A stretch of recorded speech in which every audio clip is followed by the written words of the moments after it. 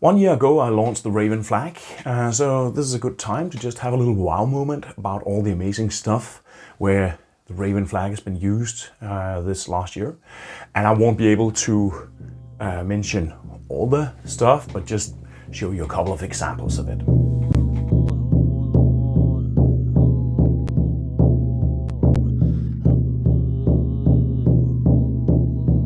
Raven has been tattooed, it has been part of Indigenous-led activism, it has been represented at scholarly conferences, it has been used in ritual, it has provoked philosophical debate and questioning on the Nordic Mythology podcast. My article of the Raven Totem has been translated into German, thank you to Marcus Nicholas, and the Raven flag is presently becoming a theme in the music video in this wonderful collaboration between Christine Kammerer, Kjell Bråten and H.C. Molbech, who are making a recomposition of the medieval ballad Raven Leads Runes. And this has also inspired other people. Here is the contemporary dancer Julien Doko, who made a choreography which is inspired by the work on Raven Leads Runes. But let me just show you some of the amazing stuff that Raven has done this past year. For instance, let me show you some of the best photos. Check this out. You know, some really impressive level of photography has actually been coming in with images of the Raven flag, and these are quite impressive, I think. In fact, I was thinking about making this kind of a rating that people often do on YouTube, but I'm not really going to do that because these different initiatives concerning Raven, they're so different, and I can't really wrap my head around, figuring out how to graduate between them like that. Here is Raven being used in an Asatru ritual in England by the organization Asatru UK. Here it's being used in the sacralization of a Buddhist sacred site in Canada. This is courtesy of my friend Kelly. You can check out her podcast, which is called Folklore and Fiction. The Extinction Rebellion Denmark has really taken in the use of the flag, and it's often there in their activism. Here is the Extinction Rebellion land protector Ida Dalsgaard, who's chaining herself to trees here doing some activist stuff. And here Raven is being flown in the occupation of the Copenhagen City Hall.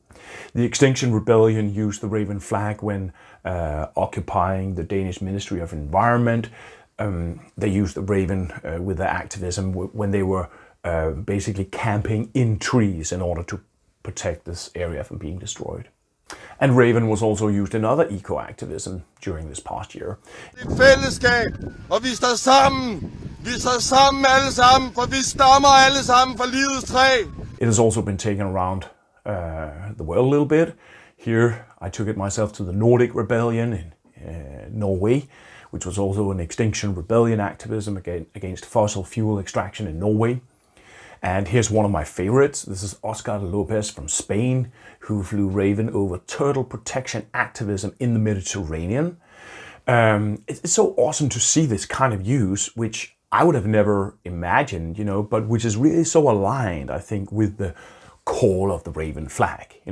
These are people who are dedicated to relate respectfully to others in the land, to support biodiversity in their area, basically.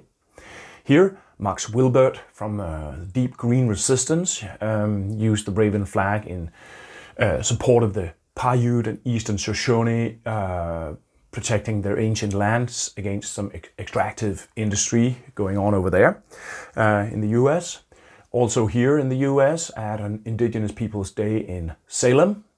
Here is Raven in Estonia, Maria Kvilhaug in Norway, Rev Skogsberg in Sweden, Matthias Nordvik in the US, Ethan Stark from the heathen organization The Troth. He brought the Raven to this friendly debate with a Christian pastor that was disseminated online.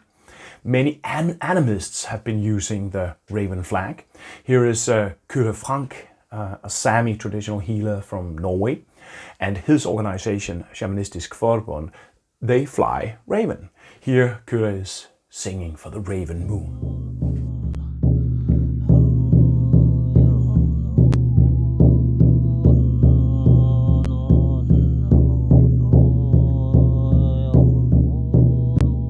here the raven flag was used in a John Barleycorn ritual for the brewing of beer in Whitby. This is the Whitby Brewery, which is in Yorkshire. And also in Whitby, they have this amazing English recovery of animist wild hunt tradition, which is the Whitby Krampus Run. They're linking with the Austrian Southern German tradition of the Krampus. And yeah, we have a similar project in Copenhagen, where we're trying to recover the Nordic Yule goat masking traditions during the long night or solstice celebration. And of course, we're using the raven flag. People also have invented their own rituals. One that I particularly like is that people have had this tendency of almost wanting to bring this symbol back to sacred spots in the land. Here is the raven flag at a restored sacred site in Jutland, the Højstene. And here Paul Badger flies raven at an ancient sacred site in Wales, whose name I can't pronounce.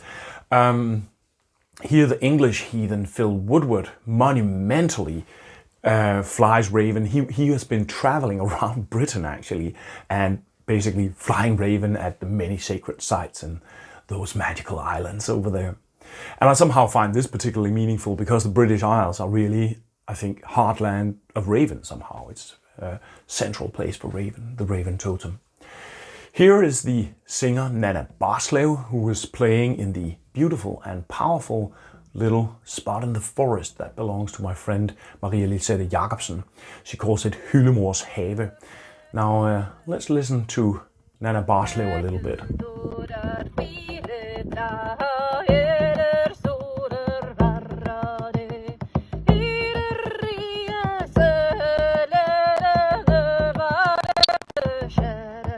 And do yourself a favor of checking out Nana Barslev's new album Lysbærer on Spotify.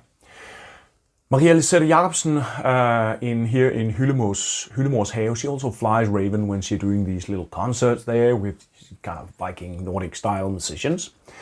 And here is the Danish author Andrea Heilskov, who brought the raven on her tour when she was launching her quite amazing book here, Vølve, last summer. Someone please do get that one translated into English, really.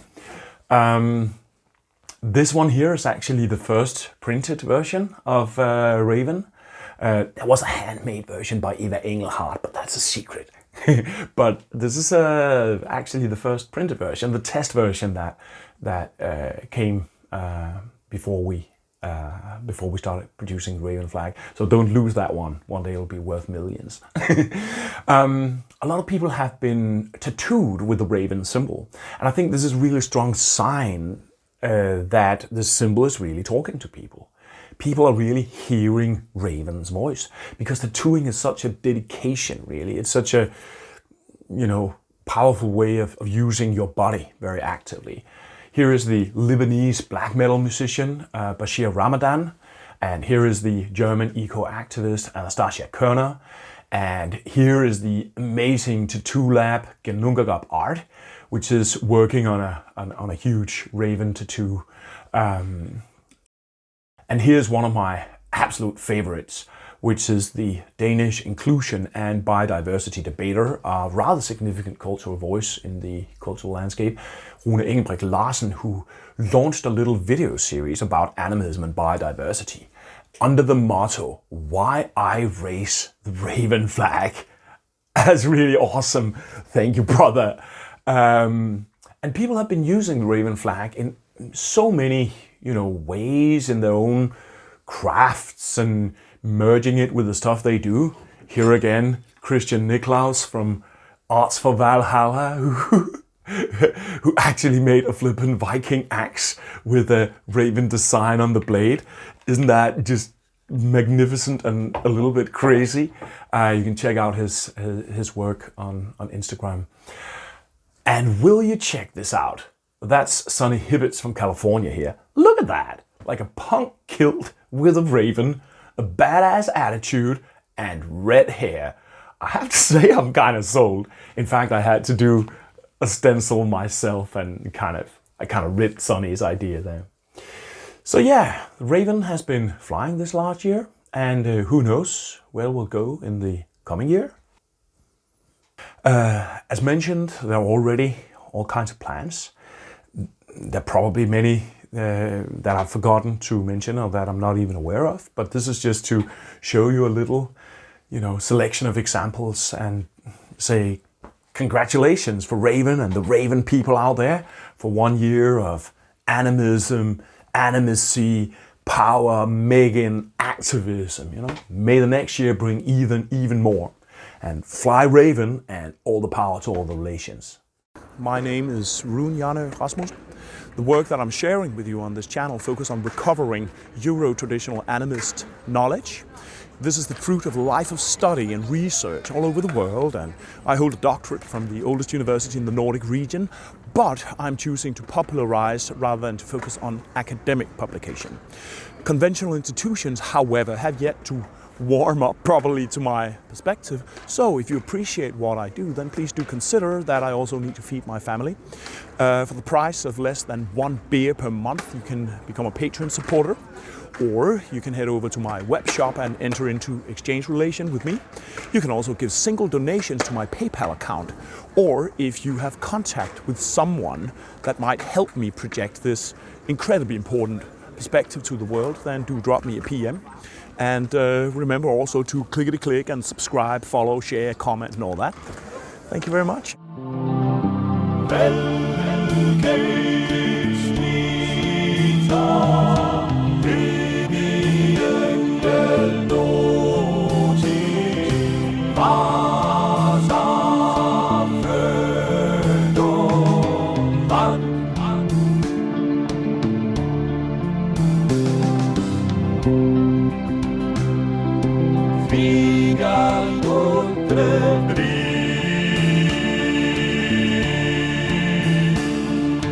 Er du ankommet